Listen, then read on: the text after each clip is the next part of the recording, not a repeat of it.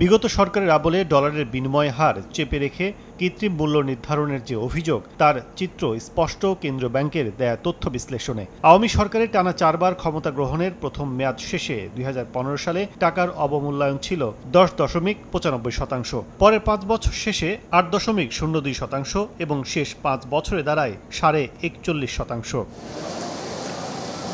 বিনিময় হার চেপে রাখার কারণে কোভিড এর পর হঠাৎ একেবারে বড় ধরনের ডলারের দাম বৃদ্ধি ব্যয় বাড়িয়ে দেয় জীবনযাত্রায়। এমন পরিস্থিতির জন্য আওয়ামী সরকারের দায় ছিল বলে মনে করেন অর্থনীতিবিদরা। হঠাৎ করেই 15 টাকা থেকে 20 টাকায় নেন অথবা 30 টাকায় নিয়ে নেন বা 25 টাকায় নেন, ইন দ্যাট কেস একটা বড় একটা ধাক্কা এসে পড়ে আপনার উপরে।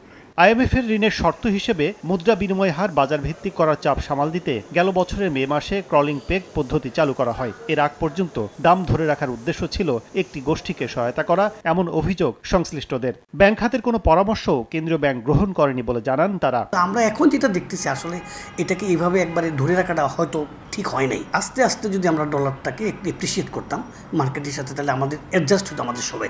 ওপেন করে দেওয়ার একটা রেজাল্টও কিন্তু পজিটিভ একটা রেজাল্ট আসছে। এটা আরও আগে দরকার ছিল অবশ্যই এই কাজটা করা। আমরা সবসময় কিন্তু ব্যাংকিং কমিউনিটি থেকে এই জিনিসটাকে ওপেন করার জন্য বলে আসছি।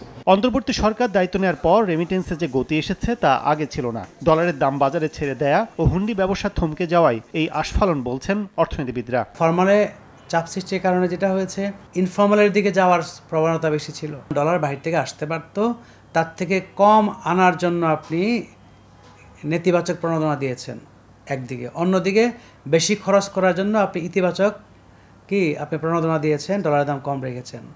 সেটার কারণে বছর বছর কি হয়েছে, ব্যয় বেশি হয়েছে, আয় কম হয়েছে ডলারের দিক থেকে। বিনিময় হার নিয়ে সরকারের এমন নীতির ফলে দেশের বাণিজ্য, বিনিয়োগ ও কর্মসংস্থানের ক্ষতি হয়েছে বলে মত ব্যবসায়ীদের। মূল যেটা আমাদের সমস্যা হয়েছে যে আমাদের নতুন করে কোনো বিনিয়োগ হয়নি। বিনিয়োগ না হওয়া মানে আমাদের ডোমেস্টিক প্রোডাকশন যদি না বাড়ে, তাহলে আমাদেরকে অটোমেটিক্যালি ডলার প্রাইস যতই বাড়ুক না কেন আমাকে তখন কিন্তু আমদানি নির্ভর হতে হয়। ঋণের তৃতীয় ও চতুর্থ কিস্তি ছাড়ের শর্ত হিসেবে ডলারকে শতভাগ বাজার ভিত্তিক করতে IMF এর চাপ কৌশলে সামাল দেওয়ার কথা বলছেন ব্যবসায়ী ও অর্থনীতিবিদরা।